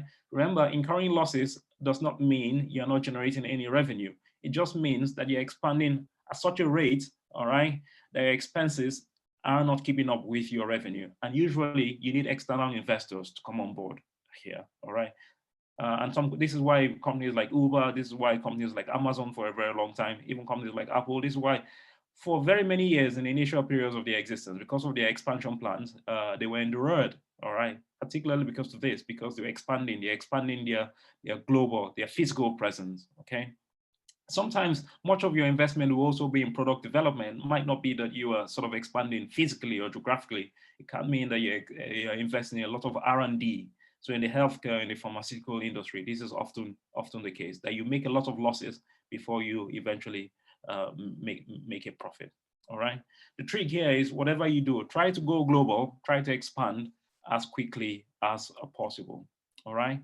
Now, these 3 brothers warrant introduction, all right? Remember I was talking about copycats previously, all right? So these 3 guys, they're all brothers. So Oliver, Alex, and Mark Samuel, they are German brothers. They have made a living, not just a living, they've made a killing by copying other people's business ideas, all right, and then replicating those business ideas in as many places around the world, all right. And the name of the company is Rocket Internet. Is basically a conglomerate. The last time I checked, I looked for more recent figures last night. I couldn't find any. The last time I checked, their net worth was 6.7 billion euros, all right, just by stealing other people's ideas, all right. So if you like, you can think of this as step 10 of price simplification. Any of you here think of adopting this strategy, don't worry, I'm not going to judge you. There's nothing really illegal in stealing other people's ideas, but you might as well want to come up with something more original, something that's really you. All right, so that's a very quick discussion on what price simplification is about. Everything I just told you about price simplification can be found in this book. It's a book written by Richard Koch. I think he's British. Half the time, I'm not sure his actual nationality because he seems to traverse America and Britain quite a bit, but I think he's actually British. He wrote that book with Greg Lockwood, and he goes in more detail here. Of course, I haven't discussed proposition simplification just for lack of time, and this is something we can discuss in a future webinar. So very briefly, I just want to discuss the founding team, and I'll tell you why I need to discuss the founding team, because after seeing all those 9 steps I discussed just now, all of you there must be thinking, how could I possibly do this all by myself? When you see those 9 steps, it can be a bit daunting, and I agree, it is daunting. The answer is you cannot possibly do all of that yourself. You just can't. It's humanly impossible. Basically, any business, any successful startup you see out there, they started with a founding team. All right, they had a group of people, usually 3, on rare occasions 4. Usually, we recommend not more than 4, because when it gets too many, if you're more than 4, it becomes too political, and then you start managing egos rather than managing the business or the startup. All right. So a good founding team, what entrepreneurs like to call the perfect founding team, will have somebody at the top called a visionary. All right. And then you have a hustler and a hacker. Who are these individuals and what do they do? All right. So when I'm thinking about a list of successful startups over the last 20, 25 years, the only one I can think of that was started by one individual was eBay. It was started by a French guy with an Iranian name. He was called Pierre Omidyar. He's the only guy who launched a huge startup just by himself. All the other guys, from Apple to Amazon to Spotify to Airbnb to Uber to Grab, all of these guys, it was always a team of people, okay? So a visionary is somebody who has the soft skills, or if you like, the tact, the interpersonal skills, all right, for business development and to engage stakeholders. That's what a visionary does. All right, he takes the vision and he runs away. A bit like Henry Ford, a bit like Ingvar Kamprad of IKEA. The hacker, this is usually the geek. This is the person who brings the technical expertise, all right, or the person who has the mastery of the technology, okay? And then the hustler. This is somebody who selling just comes natural to them, all right? They can sell anything, all right? The sort of people who can sell snow to Eskimos, as they say, all right? All right. Now, every founding team has been exactly like that. And this is just the example of the Apple founding team. All right. So as you recognize there, that's Steve Jobs, Steve Wozniak, and John Sculley. All right. So when they started up, these were just very young 20-somethings who started up a computer business from the garage of Steve Jobs' adopted parents. All right. They knew nothing about selling. Steve Jobs was obviously the visionary. Steve Wozniak was the hacker. They didn't have a hustler. They didn't have a salesman. All right. What did Steve Jobs do? Steve Jobs did not just look for any average salesman. No, he looked for the most expensive salesman in the world at the time. And he was the guy in the middle there, a guy called John Sculley. John Sculley was the CEO, or not the CEO, he was the president of PepsiCo. At the time, he was the highest paid chief executive in the world. And this was the early 1980s, around 1980 to 83. He was already earning something in the region of 2 million or 2.3 million, thereabouts, dollars every year. And Steve Jobs actually went to him and said, do you know, John, do you want to keep selling sugar water for the rest of your life? Or do you want to come and join me and change the world? That was exactly what Steve Jobs said to John Sculley. And you can imagine, as you can see, age-wise, he was a lot more advanced than them. But that was enough to change John Sculley's mind, and he left what was then one of the leading organizations in the world with such a very lucrative job, obviously, to join this group of youngsters who were starting up a small computer company. That's the power. That's the power of a visionary. All right, and I'm sure you all here have the same power, the same impetus to become visionaries, not just visionaries, but missionaries as well. So, in future webinars, some of the topics that we will be covering will be obviously proposition simplification, which has less steps than price simplification, you'll be pleased to know. And then we can go into more depth with the customer development process. And then we can see customer service and that balance between profits, passion, and purpose. Then we can look at some of the financial issues. Where do you find money from? and some of the legal issues in terms of forms of business, registration, etc. Then we can look at revenue models and viral marketing. Revenue models, of course, is how you charge your consumers. Sales models, where people pay one time over the till or put in their credit card details and pay for one transaction. That's really outdated now, all right? So things around subscription-based business model, all right? That's what successful companies have in common. And then the art of pitching, all right? If you become so successful and you need to attract new investment from investors, how do you go about it? There's a format, there's a technique, there's a method for that. That's a topic we can cover in the future. And then value chains in terms of how you organize yourself internally as an organization to be competitive. And then transformational consumers. Remember, somewhere at the top of this presentation, I talked about consumers who only want to be healthier, wealthier, wiser. Those consumers are transformational consumers. How do you design your products and services to meet their specific needs? All right, they don't just want any product that's going to waste their time or not enrich them or elevate them in any sense. Okay, and then obviously entrepreneurial leadership and then entrepreneurial finance. These are areas we can cover in future webinars. So some closing thoughts. I touched upon this previously. I did say that good business means serving others. All right, so the idea of service in business means that you will never have to think about making a profit. Service in business is a natural consequence of profitability and vice versa. All right, many years ago, I read a book, and it was a book about a man who lived in a very remote part of America, and his wife was in labor, and the labor came really early, and he had to drive her to the hospital. But she was in pains and screaming so much that he knew he was not going to be able to make it to the hospital. And as he was driving his wife, the closest place he thought of driving into was the Lexus car dealership. And he drove there because he bought his car from there and he was used to the service provided by that dealership. And obviously when he got in there, the Lexus staff did not hesitate. They did everything they could and they helped him to deliver his newborn baby.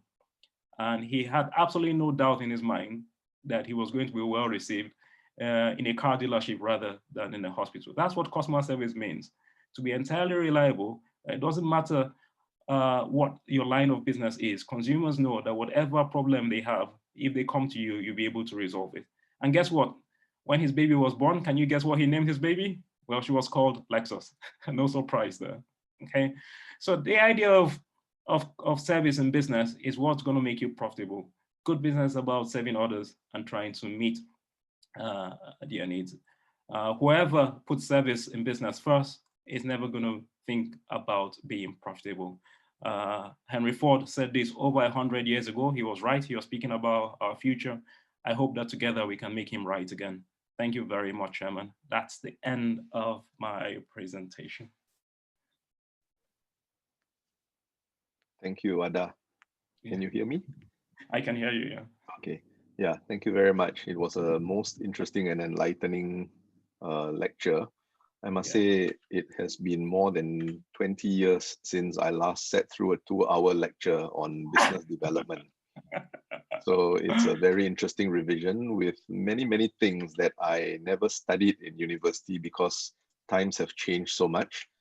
Technology didn't used to be such a big thing, but now it's really a thing. So we have to adapt and we have to be flexible enough to keep up with the times. But one of the most important takeaways that I'm getting from everything that you shared so far is that if we want to make a rice bowl or a living out of doing business at a time like this, our businesses or our business activity has to be something that solves problems that people face on a daily basis. It has to be something that provides solutions for people's inconvenience that they suffer regularly. Only then will your product or your service be something that people want to buy from you.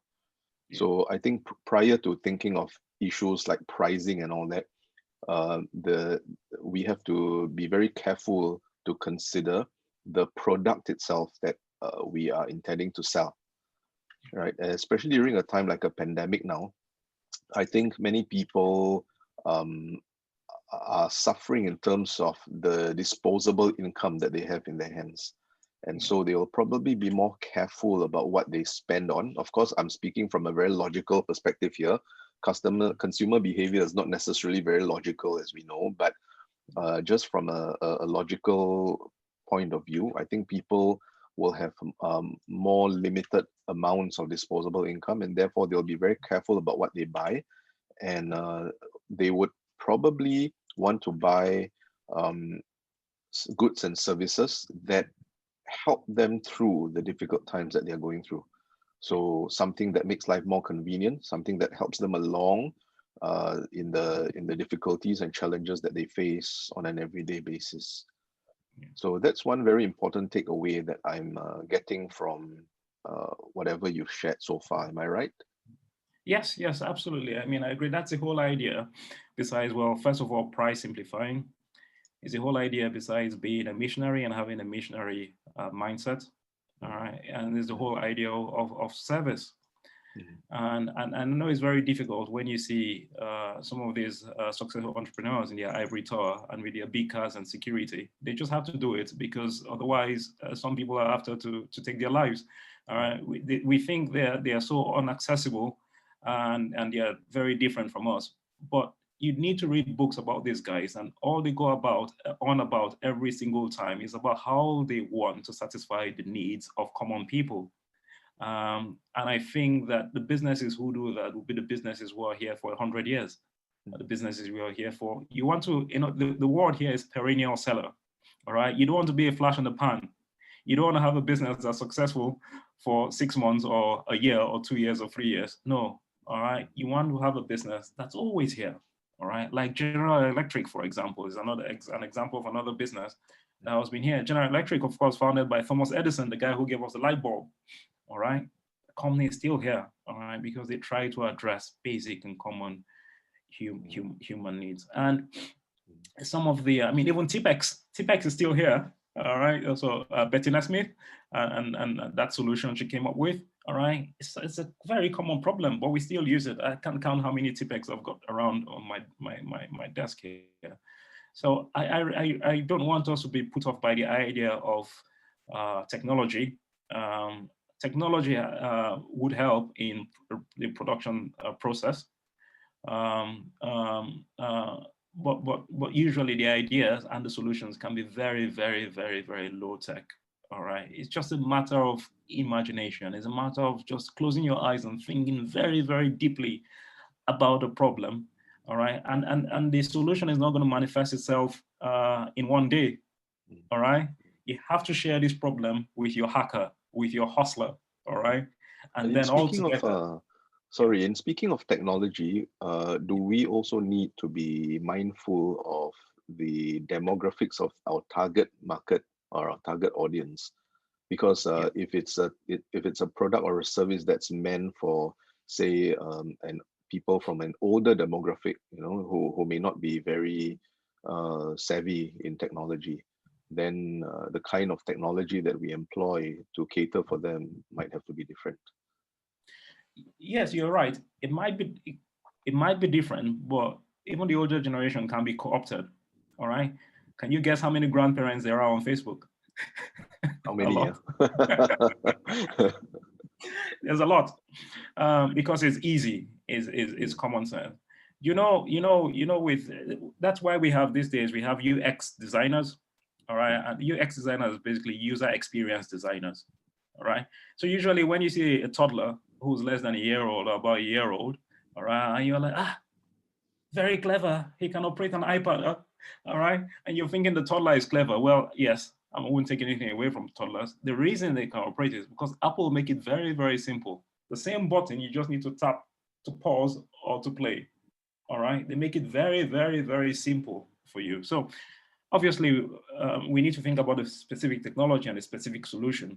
But it is the job of user experience designers to make it as easy for people to use, regardless of their demographic or regardless of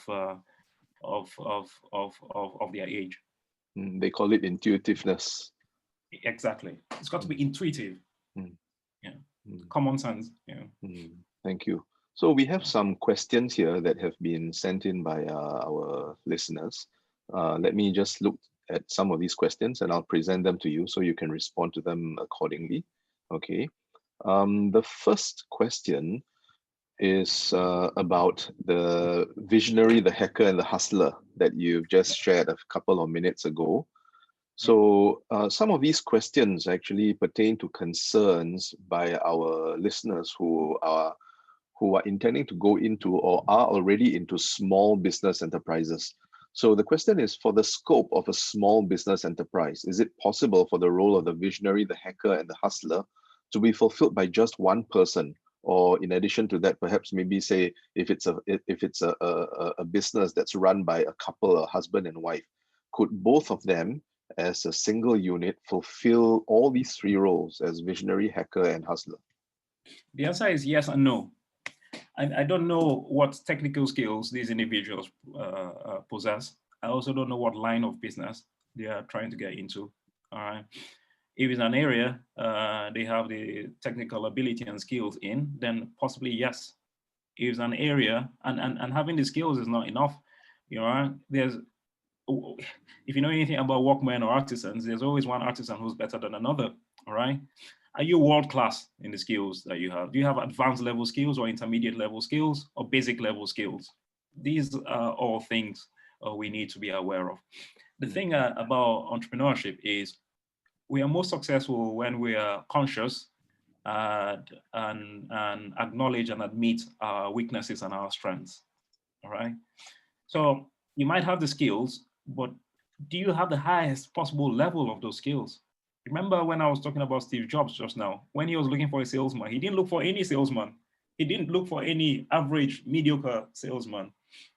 He said, who's the most successful salesman in the world? At the time, it was John Sculley. I know the same might not apply for whoever asked this question. But you always have to look at the probability of attracting the greatest or highest deposit of skill wherever that skill may reside. If you have it amongst you as a couple, then that's brilliant. My answer to the question is yes. If you don't have it as a couple, then you need to look outwards and get somebody.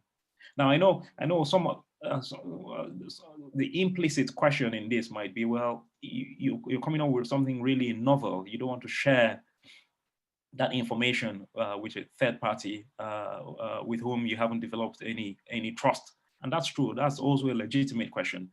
And my answer to that would be, from the outset, be legal.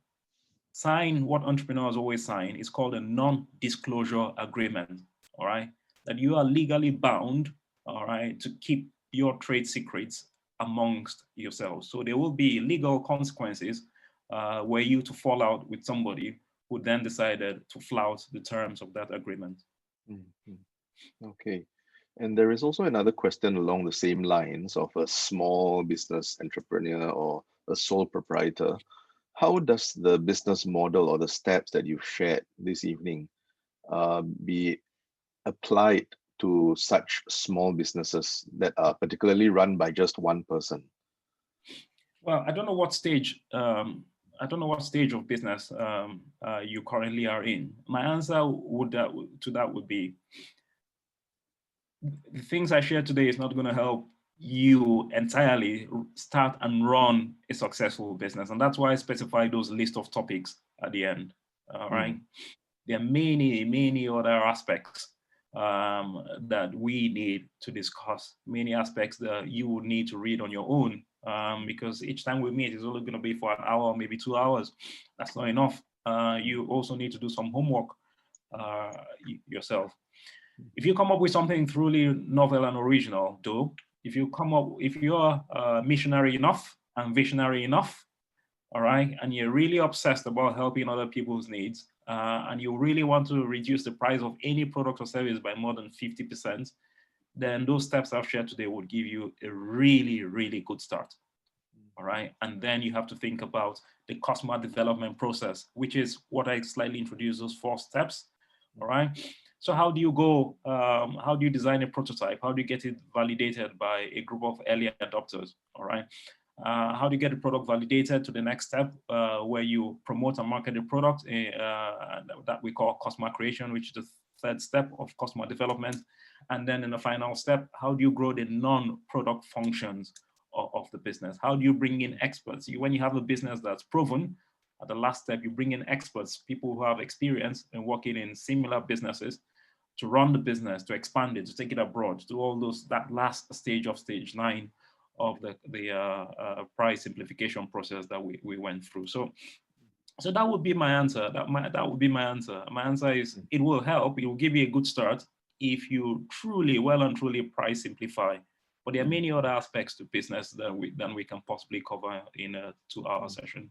And also there is another question in relation to solving problems for people. Okay, there is a theory, it seems, or a proposition that a business should identify their target demographic before identifying the problem to solve with the product or service. However, this webinar suggests to look at the problems first before the customer. So which is more effective? Would the company be too focused on the solution rather than focusing on the customer benefit? You do them both. I mean, the things you have to do concurrently or simultaneously. All right. So the first step of the customer development process is called customer discovery. When you are flouting the problem, all right, it requires you to conduct customer interviews. And in those customer interviews, your appropriate demographic will emerge. You would know, all right? Now, the rule of thumb is to conduct somewhere in the region of 40 to 50 customer interviews, all right? And invariably, if you conduct that many interviews, all right, the ideal demographic for your product would emerge. I don't know if I've answered the entire question, Sherman. It seems to have been a longer question than that. Yeah, I guess this is a good gist to what you would want to respond to this question, because it's a question of, I suppose it's a chicken and egg thing. Which one comes first? Do you identify the target market first, then you identify the problem that you want to solve for this target audience, or do you identify the problem first, then you identify which target audience this solution it has to start with the problem, and then when you conduct your customer interviews, which is your first step of customer discovery, and I do appreciate that I haven't gone in detail through all the customer development process, and I hope to do that in a future webinar. But yes, when you have your problem, and then you do your customer interviews and your validation interviews, the appropriate demographic will emerge.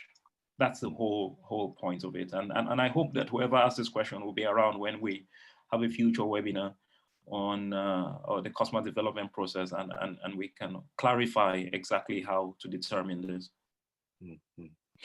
So I suppose there is the question, of course, first of all, of what it is that we want to sell, and then who would be the appropriate people to sell it to. Yeah, absolutely. It looks like these are the questions that we have so far. So if any of you still have questions, please do. Okay, there is another question now.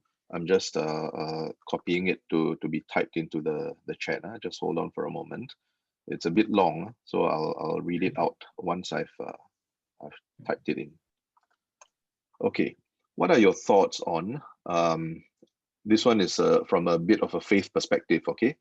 As Christians, we are called to help, encourage, and empower people. And that if God truly calls us into a particular business, there'll always be a place for us in the industry or market that the Lord will allow his purpose to be carried out specifically through us. With this mindset per se, as Christians, we should have security to share and even trade secrets with potential or existing competitors. So I suppose this is a question of, I suppose this is something that I should chip in as well, because it's more from a faith perspective, about trade secrets. You know, if we are in a particular trade and it comes with certain secrets, then helps us to get very specialized. But as Christians, we believe that the reason that we thrive in this trade is because God wills for us to be there. So if God will always want us to be there and will bless our being there, then why should we fear to share our trade secrets with existing competitors? Um, um, I think that business and faith may not necessarily have to agree in this aspect. Okay. Um, you see, when we deal with faith, uh, we have what we call an open revelation, a public revelation, things about faith that are to be shared with everyone. Okay. But business is a different thing from faith, although we do approach business from a faith perspective. Okay. Um, I'm struggling to find my words to respond to this. Maybe Ada, would you have some thoughts on this? Maybe you I come in do, first I if you do, have. and I I'm mean, still looking for the words to yeah, to respond. I will. I'll address the question head on, but I let me just give a personal story. As a lecturer in a British university, there are many occasions and many scenarios where dealing with students and dealing with colleagues, I just have to take a moment and pause and say, this place is not a church, and I cannot expect people to act with kindness and compassion. And we are all here as economic agents. And when I come home and I'm with my friends, with my family, and with my neighbors, I can be a good Catholic and a good Christian. It doesn't mean that when I'm at work, I'm evil, all right? But it means that sometimes I have to assert my position. I have to assert my personal needs.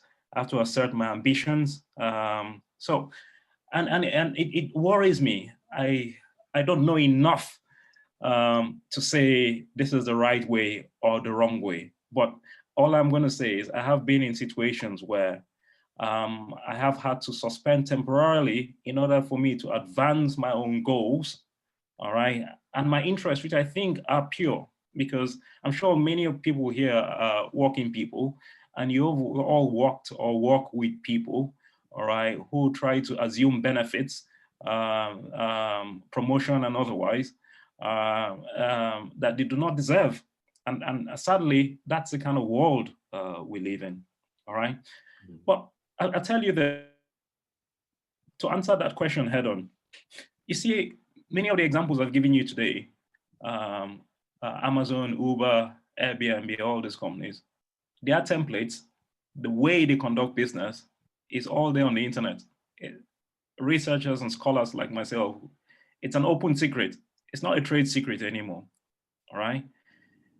What you really, really need, besides being a good, in addition to being a good Christian, not besides, is to be obsessed, to be the most obsessed person about meeting the customer needs in the industry, all right?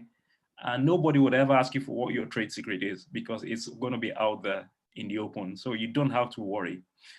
Your job, and this is a conversation I had a couple of weeks ago with Sherman. Sherman, you remember when I was talking about having an institutional restlessness? This is the word I used. The most successful companies, they are very, very, very restless. They are not thinking, we've come up with a new product or a new service this month, that's it, we can rest for another 6 or 7 months. No, they are constantly, every single day, coming up with something new, a new product, a new service. So this customer development process that we will be discussing in future, it's not a one-time thing. It's not to say, oh, I've developed my product, I've got X amount of customers and I've made X amount of ringgit, and then that's it. No. You have to, on an ongoing basis, keep researching what your customer needs are. And your competitors, they can't keep up with that. They know what you're doing, but they do not have the same depth of obsession as you to compete with. This is, yeah, you have actually described what I've been trying to phrase in my words. I think that first of all, divine protection is not some kind of a magical mechanism that works in such a way that God magically protects us from all sorts of abuse, from all sorts of imitations, from all sorts of theft of our intellectual properties and our know-how and our trade secrets. Divine protection doesn't work that way. All right. And so when we work out there in the secular world, and actually sometimes, very often, even in the church, I would say, we have to be very wise about the way we approach things. All right. And not assume that everyone has the same kind of intentions as us. Yeah. And the other thing that I wanted to say also is that when it comes to trade secrets, I think we have to put in perspective this whole idea of what trade secrets may mean, because a trade secret may be a kind of a secret that I am keeping information or know-how that I'm keeping from people and not wanting to transfer it to them. But a trade secret may also actually be a competitive advantage in my business based on a particular talent, a charism, a gift that I have, which is not easily replicable by someone else. I may tell another person how I do it, but that doesn't mean that this person will be able to do it as good as well as I do it, because this is just a gift that God has endowed on me, you see. So I think we have to be very nuanced in how we understand this whole idea of sharing of trade secrets. Okay, so we have to be wise and protect ourselves when necessary, right? So yes, we want to be generous, but I would say be generous when you know that the other party who's asking about your trade secrets are as well intentioned as you. But if you think that by revealing your trade secrets, they are going to start stoning you, what did Jesus do with a crowd that wanted to stone him? I think he very quickly disappeared and slipped away.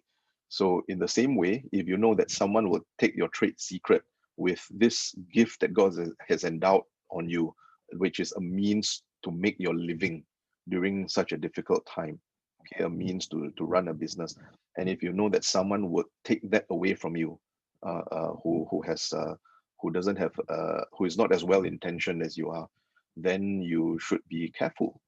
We should be cautious in this aspect, right? But then there is this other aspect that I've just said also. Uh, I think running a successful business enterprise, no matter how small it is, also has a lot to do with the gifts, the charisms that God has endowed on us. So if what you are doing is really born or birthed from a genuine charism, a special gift that you have, that then this gift may not be easily replicable by someone else. Even if you are able to tell this person how you do it, this person may not be able to do it the way you do it. And this also in a way becomes your trade secret, or perhaps a better term for it, your competitive advantage, something that cannot be replicated by someone else. And I think Emmanuel or Ada would agree with me if I say that what protects our business from such theft or imitation is when our businesses are not easily replicable by other people, right? Yeah. Absolutely, absolutely. I mean, in strategy, we always talk about the VRIO framework, and VRIO stands for VRIO: valuability, rarity, inimitability, and organization. All right, these are the 4 factors that actually make your business, as Sherman said, difficult to copy. All right, they give you competitive advantage. I think, Sherman, what we are trying to say as well is about being streetwise. I mean, we are good Christians, but we still have to be streetwise. It's almost like Coca-Cola giving away the formula for Coca-Cola. It doesn't serve any. They are already alternative products like Pepsi on the market. So Mhm. I think keeping ourselves honest and sincere and allowing people to take advantage of us and allowing them to be dishonest are 2 different things.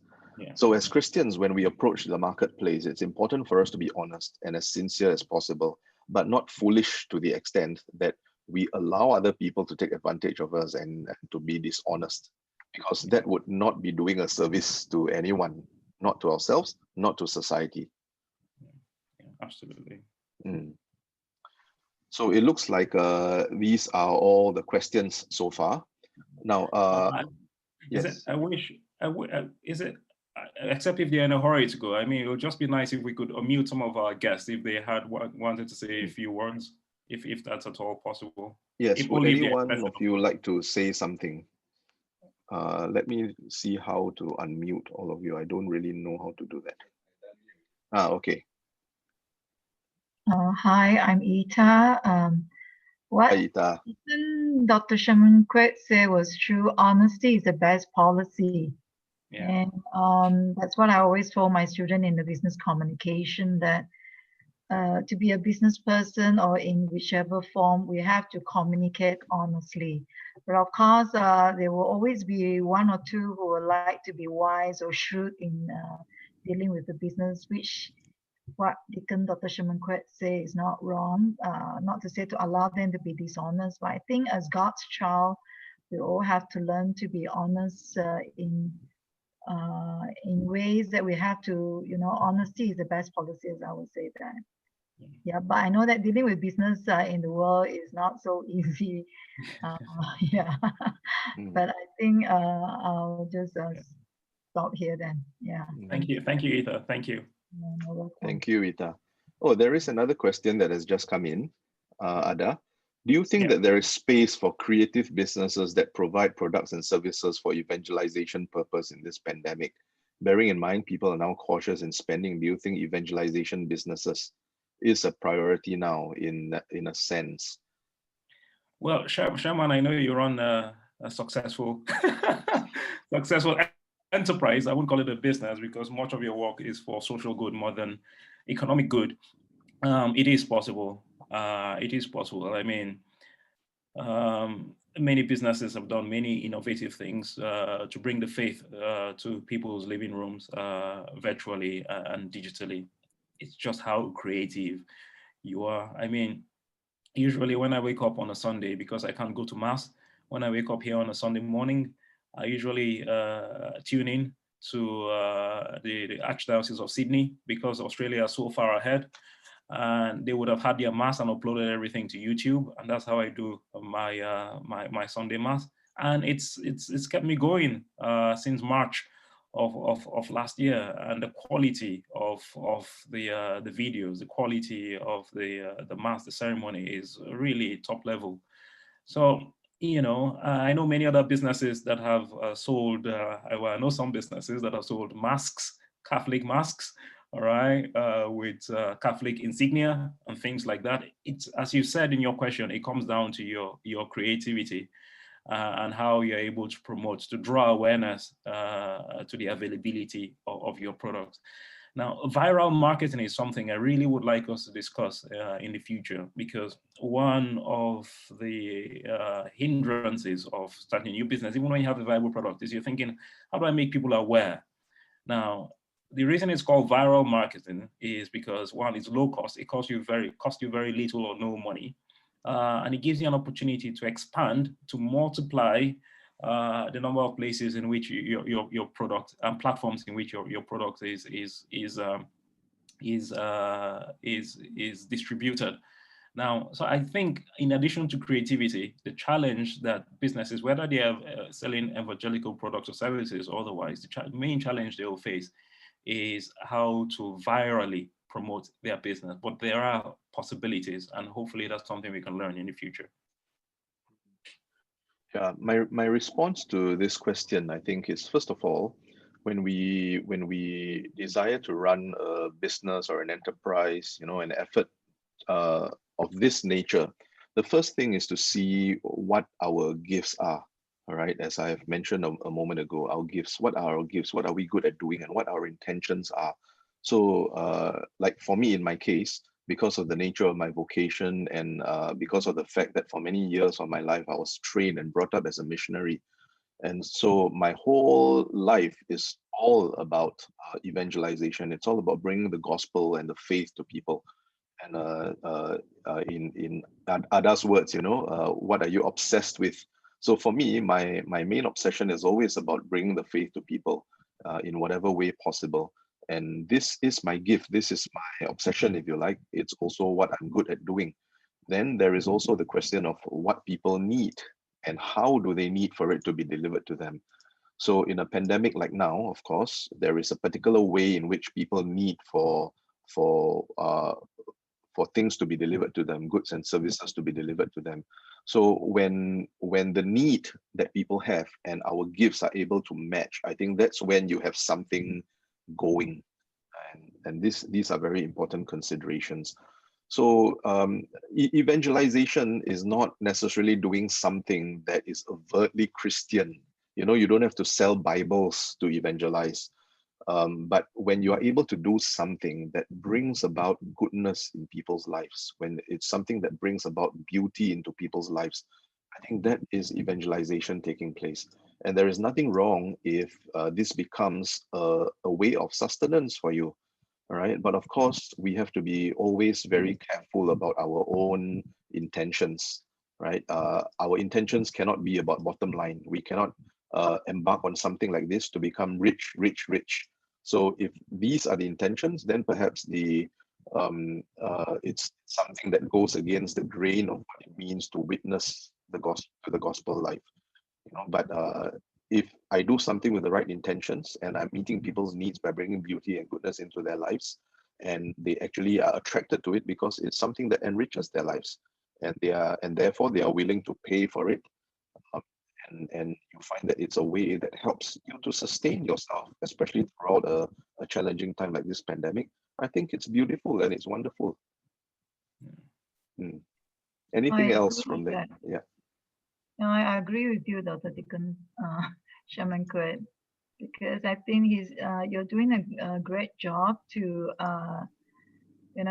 promote all these evangelization thought, and even at the minimal price, knowing that I have worked with him to on a face-to-face thing, people even have to pay more for that, actually, double than that. But I think talking about money, at pandemic time like these, people are at home, and with just a minimal price to be charged for the sustainable kind of the other end. And I think people won't, be so, how would I call it, be thinking too much about making money, actually. I think it is a good way, actually, evangelization through this, you call it the online thing. Just that I think there's a restriction. You cannot have too many people, like 100 to 500, depending on the Zoom, I think. But anyway, there's always that people can follow up, actually, with other people. And I've heard stories about how through masses, online masses, people who have never been going to mass and going online now, it really helped them to be, strengthen their faith. And I think I've heard a lot of really good testimony, actually, around from people, actually, from my own and from people from my own church, actually. So I'll just stop here. Thank you. Thank you, Ita. So yeah, actually everything that Ada has shared with us throughout this past 2 hours is just the tip of the iceberg, okay? I think before we close, one of the things that I would like to request from all of you, because you have all received emails from our admin before this, so what we would like to request for you is to send us some feedback on what other things you would like to learn in relation to what has been presented tonight, because these are just the tip of the iceberg, and it's not nearly enough, of course, to bring you through the information or the knowledge that is perhaps necessary to start a kind of a business enterprise at a practical level. But these are nevertheless very crucial concepts or principles, as Ada said, that you need to know. All right. But of course, beyond that, there is so much more that is required for you to know. So this is not a one-off webinar. All right, we would like to journey with you, especially if you're already beginning to run some kind of a small enterprise, or you are thinking of doing so. So I would ask or request for all of you, whenever possible, to send us an email, all right, and give us feedback on what else you would like to learn. Then maybe we can organize another webinar, or if you feel that you would like to have a kind of a personal coaching that we can run for you, all right, a personal coaching program or something like that we can run for you, that might also be possible. Okay, so of course it's subject to my my discussion with Ada after this webinar. But do let your suggestions come in so that we can consider what the next step would be to journey with you. The whole idea of us having a session like this is to journey with you, to making your plans, your dreams perhaps possible, and also to help you to look at it from a Christian perspective. All right, so that is the whole purpose of Christe's existence. All right, it's to help people to dialogue with other Christians, to dialogue with other faiths and religions, and also to dialogue with the contemporary world.